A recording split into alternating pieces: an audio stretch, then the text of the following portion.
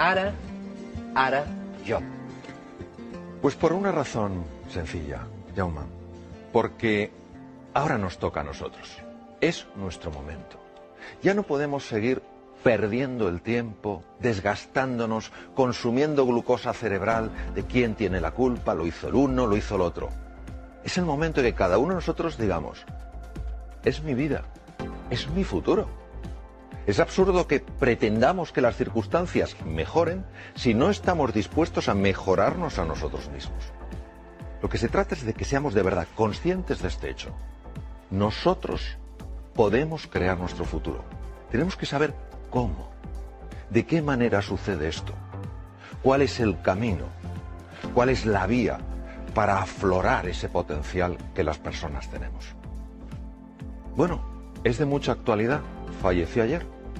Y cuando ciertas personas dicen ciertas cosas, esas cosas que dijeron nunca mueren y nos acompañan generación tras generación.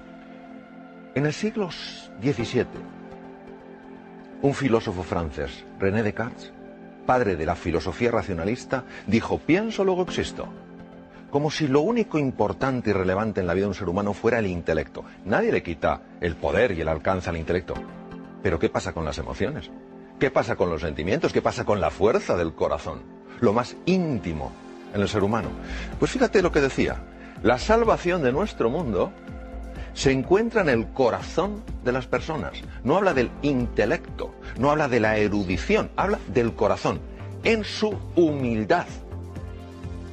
La humildad para asombrarse, la humildad para sorprenderse, la humildad para mirarnos a nosotros mismos con ojos nuevos y no juzgarnos y decimos, no, yo es que no doy la talla, yo no soy capaz, yo no llego. Pero si no te conoces, ¿cómo te puedes juzgar? Mírate con otros ojos, ten la humildad que tiene un niño de explorar una tierra que es mágica. Responsabilidad, ¿qué quiere decir capacidad de respuesta? Sé responsable de tu vida. Toma las riendas de tu vida, no juegues el papel de una víctima, está en juego todo tu futuro. A ver, todos seríamos muy cuidadosos si tuviéramos ahorros, con la manera en la que se gestionarían esos ahorros. ¿Cómo no somos igual de cuidadosos con la forma en la que se gestiona nuestra vida? Capacidad de reflexión. Vamos demasiado deprisa. Vamos demasiado deprisa. Necesitamos pararnos para saber a dónde queremos ir. No sea que al final, después de tanto correr, digamos, anda, pues he llegado donde yo no quería ir. Pues que aunque este hombre ya ha pasado a otra dimensión, la que sea, que sus palabras al menos nos inviten a seguir buceando en esa hondura, en ese misterio que es el ser humano. Bueno, esta es una mujer que cada vez que pienso en ella es que me conmuevo. Cuando tenía 16 meses de edad tuvo una meningoencefalitis muy grave y se quedó ciega, muda y sorda. No obstante, fue la primera mujer en la historia que se graduó con honores por la Universidad de Harvard, Helen Keller. En una ocasión un periodista entrevistó a esta mujer y le dijo, señorita Keller, ¿hay algo peor que ser ciego? Y ella le dijo, sí. Es peor poder ver y no tener una visión. Porque cómo vemos el futuro determina cómo vivimos el presente. Si yo no creo un futuro ilusionante, si yo no creo un horizonte que tire de mí, ¿cómo en mi día a día voy a actuar con fuerza, con energía y con pasión? No. Miro ese universo que hay ahí lejano y digo, va, no hay nada para mí. Entonces en mi día a día iré con tristeza, iré con desánimo. Bueno, es la profecía que se autocumple. En poco tiempo efectivamente veré ese futuro y no seré consciente de que yo también lo he creado con mi forma de comportarme, mi forma de ser. Es básico entrenar la mente. La mente es algo de tal complejidad que es muy difícil definirla y mucho menos con 4 o 5 palabras. ¿Qué es entrenar la mente? Lo primero es entrenar la atención. No perdamos más el tiempo enfocándonos en lo que está mal. Vamos a enfocarnos en lo que podría estar bien. No en quién tiene la culpa, sino en qué podemos hacer nosotros juntos. Vamos a usar la imaginación no para generar angustia y preocupación. Ay, ¿cómo va a ser mi vida mañana y pasado? Sino generar posibilidades, algo que nos ilusione. Tenemos que ser capaces, además, de parar ese diálogo incesante que nos pone la cabeza a estallar, con desesperanza, con desánimo, con desilusión. Necesitamos entrenarnos en la reflexión. La palabra inteligencia viene de la raíz latina interlegere, que quiere decir mirar dentro. Pero ¿qué pasa? Que cuando estamos hablando de entrenar la mente nos suena un poco extraño. ¿Cómo? ¿Es que una persona que quiera aprender un nuevo idioma no tiene que entrenarse? ¿Es que alguien que quiera aprender un nuevo deporte no tiene que entrenarse? Porque la mente no se va a entrenar. Necesitamos entrenarnos en fortaleza mental y en fortaleza emocional. Porque el mundo en el que estamos es un mundo complejo e incierto. Pero una cosa es la complejidad y la incertidumbre y otra es la desorientación. No podemos estar además desorientados. ¿Cómo nos orientamos? A través del entrenamiento mental. La creatividad es básica, todos lo sabemos. ¿Por qué es tan importante la creatividad? Porque es la que te permite aprovechar las posibilidades que la realidad te ofrece para crear un campo de juego que te abra nuevas oportunidades. ¿Pero qué nos pasa? Nos pasa que cuando pensamos en la creatividad pensamos que para ser creativo hay que haber pasado por la universidad, hay que tener 27 másters, etc. Eso no es verdad. La creatividad es consustancial con el ser humano, está en cada uno de nosotros. No hay un solo ser humano que no sea creativo. Lo que pasa es que hay muchos que sí creen que no son creativos. Y entonces no crean nada novedoso porque ellos no creen que en su interior haya ese potencial. La clave para la creatividad es la pasión. Tenemos que encontrar esa palanca emocional, ese motivo, esa ilusión que nos levante por la mañana con hambre de hacer algo nuevo, de encontrar la relación entre cosas que aparentemente no están relacionadas. Por eso el estado de ánimo es clave, que creamos en nosotros y en nuestro potencial. Hay que buscar los recursos emocionales. A ver, si somos honestos con nosotros mismos y empezamos a pensar con calado y con hondura, ¿por qué no hemos conseguido ciertas cosas en la vida? Nos daremos cuenta que la mayor parte de las veces no ha sido por falta de conocimientos o falta de erudición, sino porque nos ha faltado pasión, o nos ha faltado compromiso, o nos ha faltado determinación, o nos ha faltado autoconfianza. ¿Qué es buscar esos recursos emocionales? Es en ese abanico de colores irte a tu pasado y decir, vamos a ver, ¿cuándo en mi vida he tenido realmente coraje? Y seguro que encuentras un momento en tu vida en el que hayas sido valiente y audaz. Tienes que traerlo ahora, tienes que recordar quién eres. Porque se nos olvida la grandeza que hay en nuestro interior. Inventar el futuro. La forma en la que creamos nuevas realidades es absurda. Consultamos al pasado y le decimos, pasado, yo he podido hacer esto. Y el pasado dice, no. Pues entonces no podré. ¿Pero qué es eso? ¿Pero qué es eso? ¿Cómo va el pasado a determinar nuestro futuro? Es al revés, ¿cómo hay que hacerlo? Hay que crear esa idea que nos apasione, que nos ilusione, que tire de nosotros y a partir del futuro empezar a construir hacia el presente. Para llegar allí, ¿qué tengo que hacer primero? Pues tengo que hacer esto. Y para hacer esto, ¿qué tengo que hacer esto? Pum, pum, pum. Es que es radicalmente distinto, pero lo hacemos al revés. ¿Vamos del pasado al futuro? No, señor.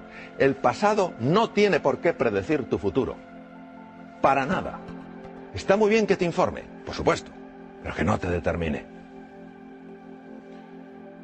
Emociones aflictivas. ¿Qué es una emoción aflictiva? Una emoción aflictiva es aquella que no te da nada valioso. Por ejemplo, si yo me encuentro con un tigre, es lógico que sienta miedo, y es muy bueno que sienta miedo porque eso me da opciones de supervivencia. Pero si yo estoy en este estudio contigo, en un entorno agradable y acogedor, y tengo miedo, eso me paraliza, no me da nada. Estamos paralizados por la desesperanza, por la ira, por el miedo. No tiene ningún sentido. Es fundamental que empecemos a comprender un poco mejor cómo gestionar estas emociones aflictivas. Y para eso hay que entender que hay tres estructuras que, si me permites, las voy a enseñar. Una de ellas es la amígdala. Viene del griego almendra, está situada aquí en los polos anteriores del lóbulo temporal. Otra es el hipotálamo, que está aquí. Y otra es lo que se llama la sustancia gris periacueductal, que está justo aquí alrededor del acueducto de Silvio. ¿Por qué es importante conocer estas emociones aflictivas? Porque nosotros tenemos sobre todo tres grandes lastres que nos dificultan llegar a ese futuro ilusionante. Primero, la ignorancia. Si yo no soy consciente de mi talento y mi potencial, ¿cómo me voy a atrever? Número dos, la pereza. ¡Ay, la pereza! ¿Cuántas veces el camino correcto no es el camino fácil? pero el tercero es el miedo, una de las emociones aflictivas más potentes. Entonces, ¿qué podemos hacer para gestionar el miedo? Yo, de todas las cosas que he visto en mi larga trayectoria como cirujano y en muchos temas en los que he estado metido, al final me doy cuenta de una cosa. El miedo, cuando te engancha, hay que gestionarlo por vía física, utilizando técnicas físicas, técnicas respiratorias, gestionando el diafragma porque es el que te cambia la química hormonal, cambiando el foco de tu atención, utilizando colores. ¿Por qué colores? Pues no lo sabemos. Esto lo descubrieron científicos orientales hace miles de años. Los colores tienen un impacto tremendo en el hemisferio derecho del cerebro, que es el que gestiona estas cosas. Nosotros sabemos que al imaginar un color azul llevado a ciertas partes del cuerpo, sabemos que automáticamente empieza a cambiar esa emoción aflictiva. ¿Por qué? Bueno, porque cambia la química, las imágenes generan emociones, las emociones están asociadas a procesos químicos. Entonces, es fundamental que sepamos que el miedo se puede gestionar, por lo menos, para que no nos paralice cuando es una emoción aflictiva. Bueno, luego hay una cosa que es que creo que la tenemos que recuperar. Nos hemos pensado que los éxitos suceden solos. Se ha perdido la cultura del esfuerzo, la cultura del trabajo. A ver, yo a veces me quedo impresionado cuando dicen, aprenda usted inglés en 3 meses, mientras duerme y por supuesto sin esfuerzo. Pero ¿cómo se va a creer uno eso? Pero nos gusta tanto la fórmula, la receta mágica. Lo quiero, es mío. Bueno, no funciona. Probablemente el inventor más prolífico que existió nunca, Thomas Alva Edison, dijo, el genio es 1% inspiración y 99% trabajo, transpiración, sudar. ¿Qué quiere decir? Esto es como una goma. Hay que dejar que se tense. Es el momento en el que nos cuesta las cosas y tenemos que seguir. No tiremos la toalla. Cuando aguantamos la tensión y estamos incómodos, y es normal que estemos incómodos, el cerebro automáticamente tiene que resolver ese dolor. Porque su misión es evitar el dolor. ¿Cómo lo resuelve? Abre la ventana de la inteligencia y la creatividad. Y por eso todos sabemos que cuando hemos aguantado de verdad, de repente, no sabemos cómo, hemos encontrado una ventana, un espacio. Anda, ¿cómo no lo había visto antes? Porque hay que esforzarse buscando y trabajando. Por eso la determinación, la persistencia, la paciencia son valores tan grandes. Entonces ahora no podemos decir, no, esto sucede solo. No es verdad. No es verdad. El ser humano necesita esforzarse por aquello que vale la pena en su vida.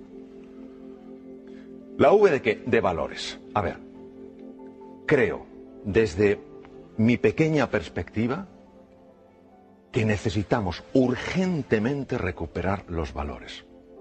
Valores que no dependen de un credo, que no dependen de una cultura, que no dependen de una forma de pensar. Están implícitos en la naturaleza humana. ¿Qué es un valor? Un valor es todo aquello que a mí, como ser humano, me perfecciona. Si la generosidad me perfecciona, eso es un valor. Si el coraje, la audacia me perfecciona, eso es un valor. Los valores son los que nos dan guía, referencia. En un mundo marcado por la complejidad y la incertidumbre, ya lo comenté antes, ¿qué es lo que nos da la orientación? ¿Cuál va a ser nuestro faro? Esos valores. Ojo con la sensación de impotencia. Jaume, yo la veo continuamente. No sé cuántos. Es que una cosa es el diagnóstico, y en medicina esto lo sabemos bien. A nosotros nos interesa hacer un diagnóstico correcto. A ver, si yo tengo una enfermedad seria, y voy al médico, el médico me dice, no se preocupe, es un catarrillo. Yo digo, es que médico más simpático, pero no me ha ayudado a nada. Yo prefiero que me diga, mire, tiene usted una neumonía, es un diagnóstico más duro que un catarro, pero porque hacemos el diagnóstico correcto le podemos curar. Bien, el diagnóstico actual es un diagnóstico serio. La situación actual del mundo es seria y es compleja. No lo podemos negar, no podemos ser como la avestruz, aunque eso no lo hacen las avestruces, lo de hacer un agujero. No hay una avestruz así de tonta en toda África, vamos, que meta la cabeza bajo tierra, ni de broma. Pero claro, de acuerdo, tenemos un diagnóstico. Luego hay un pronóstico. ¿Qué es el pronóstico? El pronóstico es lo que los expertos dicen sobre eso. El médico te puede decir como experto, tiene usted una neumonía, con el antibiótico adecuado, los antibióticos adecuados, pues en una semana usted se cura. Eso es el pronóstico. Y otra cosa es el veredicto. El veredicto no lo puede dar nadie. ¿Por qué? Porque entre el diagnóstico y el pronóstico y el veredicto hay un espacio enorme. ¿Cuál? El uso de mi libertad y mi potencialidad como ser humano. Todavía me acuerdo de una persona en el Memorial de Nueva York, uno de los mejores hospitales del mundo, unos 2 mejores, tenía un carcinoma pulmonar en variedad muy severa y muy avanzada. Le dijeron, tiene usted 3 meses de vida. Diagnóstico era correcto, carcinoma pulmonar en un estadio muy avanzado. Pronóstico, desde el punto de vista estadístico, usted tiene 3 meses de vida, pero se lo dijeron como un veredicto, usted tiene 3 meses de vida. Y este señor dijo, lo siento, compro su diagnóstico, compro su pronóstico, pero no su veredicto. Tengo demasiadas cosas que hacer. Vivió 3 años. Entonces, esto no es sencillamente un caso extraño. ¿Qué es lo que nos perdemos? Nos perdemos lo que puede emerger del ser humano cuando ese ser humano dice, ahora yo, ahora me toca a mí. Pero esta es la historia de Sísifo, condenado por Zeus, un dios más bien poco piadoso, a subir una piedra y cuando la había llevado a lo alto de la colina, la propia piedra bajaba y él volvía a hacerlo. Esto lo estoy viendo continuamente, la sensación de desesperanza. Haga lo que haga, para nada sirve. ¡Claro que sirve! ¿Cómo no va a servir? De hecho, es lo único que sirve. Pero si tú crees que no sirve, dejarás de esforzarte como te puedes esforzar.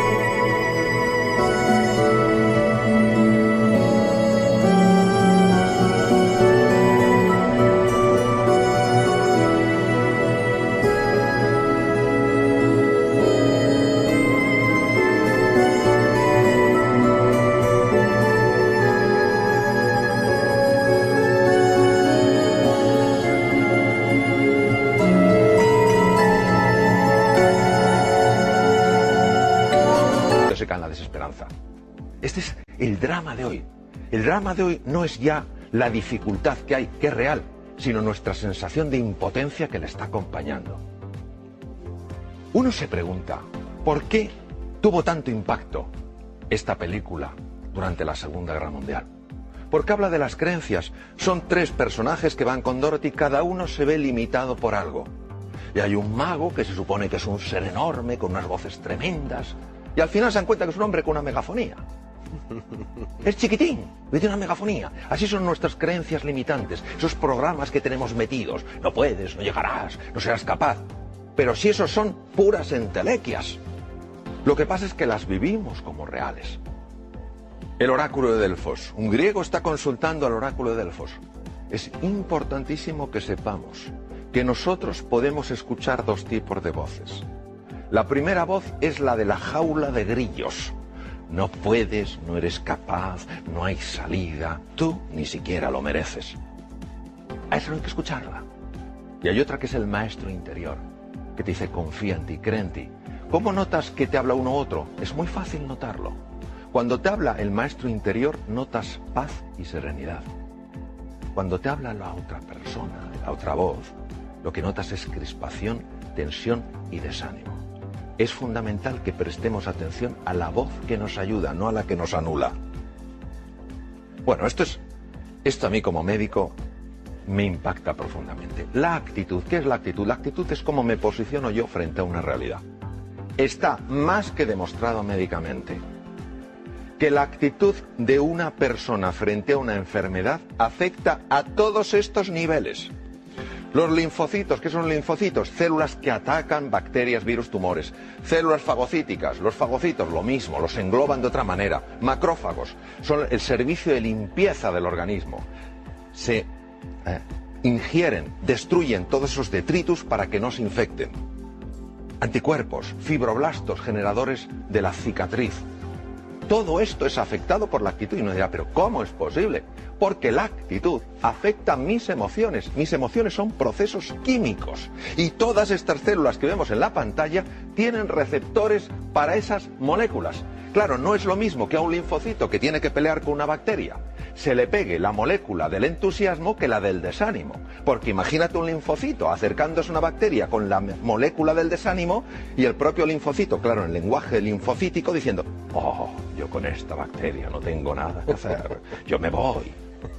Pero es que es así, es decir, lo digo en un plan un poco desenfadado, pero es que es así. Es que se ha demostrado que estas células reaccionan de manera radicalmente diferente según las moléculas de la emoción que se ajusten. Nelson Mandela, se puede aprender tanto de este hombre, que podía haber odiado tanto a sus carceleros. Tanto, tenía tantas razones. Y lo único que le importó es la reconciliación. Y él decía que la última libertad, la que nunca te quitarán, es tu libertad interior, tu libertad creativa. Claro que la libertad para moverte, esa te la pueden quitar. De hecho, él estuvo encarcelado 27 años en Robben Island. Pero tu libertad interior, ¿cómo quieres tú posicionarte frente a algo? Él eligió posicionarse no desde el odio, sino desde la voluntad de la reconciliación. Porque él sabía que no era el único prisionero, sabía que sus propios carceleros eran prisioneros de su propio odio. Vaya mensaje. Hombre o máquina, no podemos estar esclavizados por programas mentales. Por programas mentales que nos alteran. No somos criaturas que solo reaccionemos, que nos pinchan y quitamos el brazo, que nos queman y quitamos el otro brazo. Hemos de recuperar nuestra libertad interior y decir, de acuerdo, esta situación es dura, esta situación es compleja, no me gusta. Yo, si hubiera podido, no lo hubiera elegido, pero me ha tocado. ¿Qué puedo hacer para relacionarme con esa situación con mucha más potencia y mucha más energía? Entonces, en ese momento, cuando yo utilizo mi libertad interior, mi libertad creativa, ¿qué es lo que me hace verdaderamente humano? Salgo de la dimensión de máquina. Ya no reacciono, ya no soy alguien que dependa exclusivamente de las circunstancias. Soy influido por las circunstancias, pero no soy determinado por ellas. Bueno, esto de llegar a las reuniones. A ver, ¿cuántos problemas tenemos hoy? Muchos. Pero si la energía para resolver problemas, esa es una energía que nos debilita. Lo que hay que decir es, señores, ¿qué desafíos tenemos hoy sobre la mesa? Se ha visto, cambiando palabras, problemas por desafíos, cómo la sangre cambia, porque cambian las hormonas, cambian las moléculas de las emociones. Entonces, vamos a dejar de hablar tanto de lo que está mal y vamos a hablar un poquito más de qué está pidiendo de nosotros la vida. Pues la vida lo que está pidiendo es que demos la talla que por naturaleza tenemos. Voy a terminar con 3 animales. Los 3 para mí tienen un mensaje. Adoro la naturaleza. Adoro la naturaleza. El águila tiene visión. Visión de alcance. No nos podemos quedar con la superficie, hay que ir más allá. No podemos tener una visión superficial, tenemos que ir con más profundidad. No podemos tener una visión estrecha, tenemos que ver una visión más ancha. Es un mundo ya todo conectado. La ley de sistemas está presente. Claro, esto llama a ese entrenamiento de la mirada, a mirar las cosas de una manera desacostumbrada. Segundo, el león. ¿Por qué el león duerme 2/3 partes del día? Uno dirá, porque tiene mucho sueño. No digo que no, pero porque confía en él, porque confía en la vida, porque confía en los demás. Es la confianza. Y el tercero es el actuar estratégicamente. A ver, todo esto, si solo se queda en un revulsivo emocional, en algo que me ilusiona, en algo que me entusiasma, pero no cojo yo y digo, y ahora, ahora me toca a mí dar el primer paso, no sirve para nada. Entonces, la actuación estratégica, es decir, bueno, quiero llegar aquí,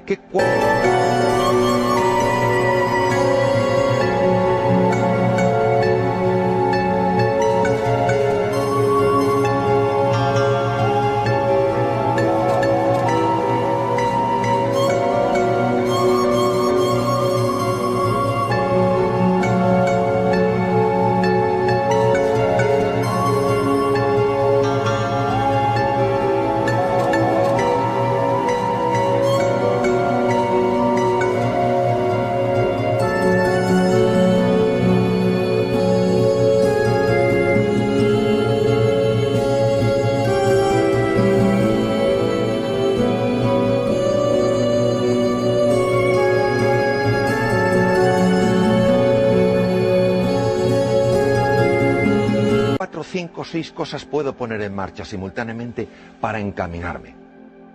Si realmente nosotros creemos que podemos, vamos a subir muchísimo las posibilidades de poder. En la vida, Jaume, tú lo sabes igual que yo, solo tenemos una seguridad. En un momento determinado nos vamos a otra dimensión. Ahora, nosotros podemos jugar con más posibilidades. De eso se trata. Creyendo más en nosotros, en todos nosotros, y poniéndonos en marcha como aquellos que creen, desde luego es así como inventamos nuestro futuro. Diu que hi ha 9 valors essencials que d'alguna manera desenvolupen el caràcter d'una persona. Si li sembla, passem llista a aquests 9 valors essencials. Li sembla? Començo amb el primer, amistat. Amistad viene de la raíz latina amare, amar. La amistad es aquello que hace que una persona jamás se sienta sola. Que sepa que puede ser ella misma sin ser por eso aceptada o rechazada.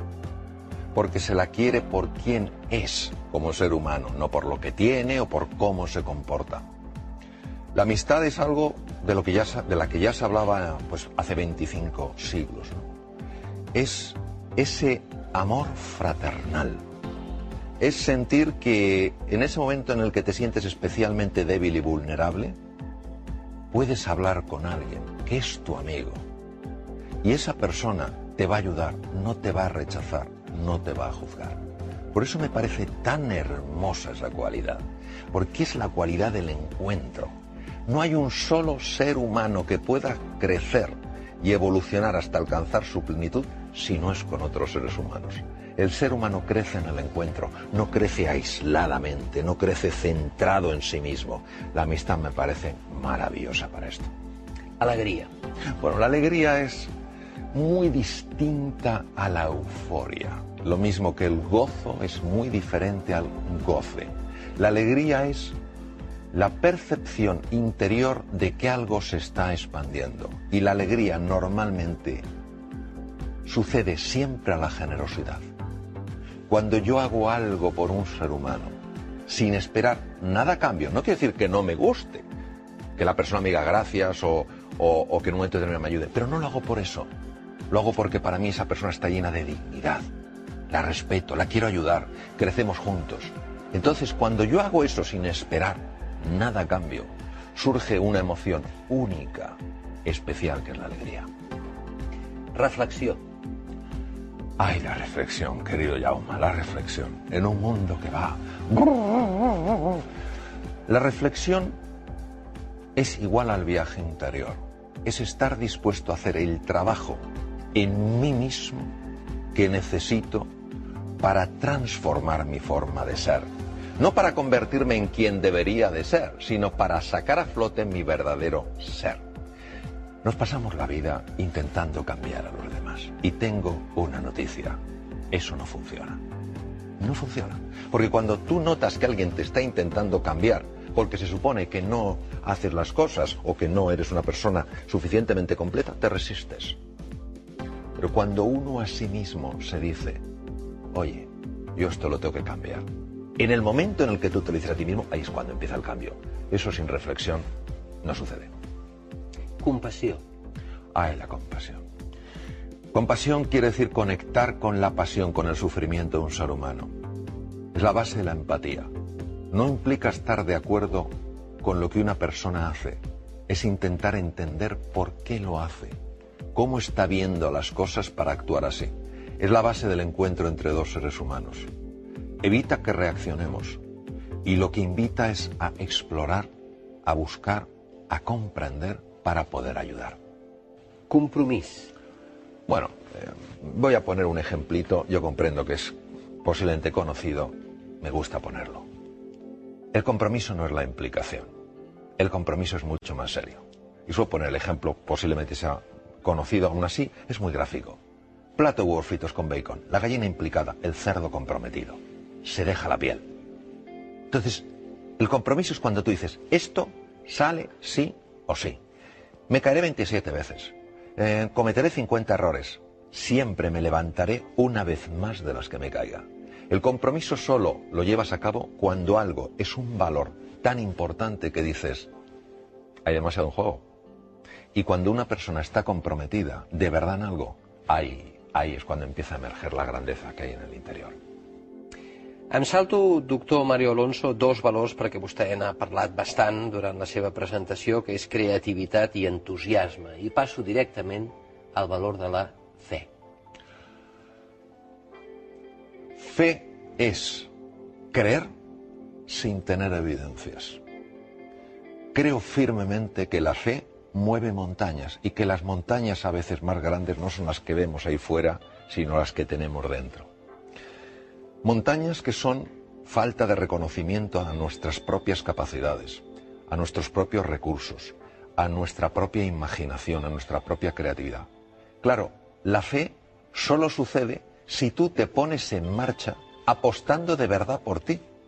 Entonces, yo necesito las evidencias antes, entonces eso no es fe. El mérito de la fe es que solo saldrá lo que tienes dentro cuando primero creas que de verdad existe y te pongas en marcha, como se ponen en marcha aquellos que de verdad creen. Humilitat. La humildad no es una virtud muy glamurosa. Para mí es la clave. Viene de la raíz latina humus, lo que fertiliza la tierra. La humildad es la que hace que yo me pueda poner de forma permanente en el papel de un alumno. Y por más que pueda saber, siempre esté abierto a aprender de cualquier ser humano. Las personas, en cirugía, algunos de los más grandes maestros que he tenido, personas súper reconocidas a nivel mundial, me llamaba la atención su humildad. Preguntaban, ¿qué harías aquí? ¿Por qué? Porque es que es lo único que te ayuda a integrar el saber colectivo para dirigir ese saber colectivo hacia un fin que merece la pena. Fíjate, en el siglo XIII después de Cristo, uno de los más grandes filósofos que han existido nunca, Santo Tomás de Aquino, dijo lo siguiente: todos los pecados del hombre, y la palabra pecado viene del arameo y quiere decir error, solo quiere decir eso. Es decir, todos los errores del ser humano proceden de un único origen: la soberbia. Mario Alonso, en el seu llibre hi ha moltes frases. Mario Alonso Puig. Mario Alonso Puig. En el seu llibre hi ha moltes frases, doctor, i jo n'he destacada una perquè em sembla extraordinària i li demano que l'expliqui una mica més. Trobar una sortida és molt diferent de trobar una solució. Cuando una persona sale de su zona de confort, se atreve a explorar, porque empieza a creer más en sí misma, porque quiere descubrir nuevas posibilidades, pasa de esa zona de confort a lo que se llama la zona del coraje, porque ahí lo que te aguanta es el coraje, la fe y la determinación. Claro, ahí uno se siente perdido. No tiene el mapa porque ha salido de la zona de confort, se siente confuso. ¿Qué pasa? Que quiere evitar el dolor. Una salida. Abandona, tira la toalla. Pero si aguanta, si tiene firmeza, si tiene entusiasmo, si cree de verdad en sus posibilidades, mantiene la tensión de esa goma que veíamos, y el cerebro no tiene más remedio, para evitar el dolor que buscarle una solución. Como lo hace abriendo dos ventanas, la de la inteligencia y la de la creatividad. Faràs gran el teu poble no pas elevant les teulades dels seus habitatges, sinó les ànimes dels seus habitants, Epictet. Epicteto fue un esclavo romano de la escuela estoica y era muy interesante lo que dijo, porque a veces ponemos todo el peso en la ciencia, la tecnología, el avance. ¿Y qué pasa con el trabajo interior? ¿Qué pasa con el desarrollo del ser humano? ¿Qué pasa con su crecimiento? Si no van de la mano, si solo hay ciencia y tecnología y no hay crecimiento humano, al final lamentablemente usaremos esa tecnología con un deseo de dominar a otras personas. Solo engrandeceremos a los pueblos si van de la mano. La ciencia y la tecnología, por supuesto que sí. El crecimiento del ser humano, también. Gràcies, doctor.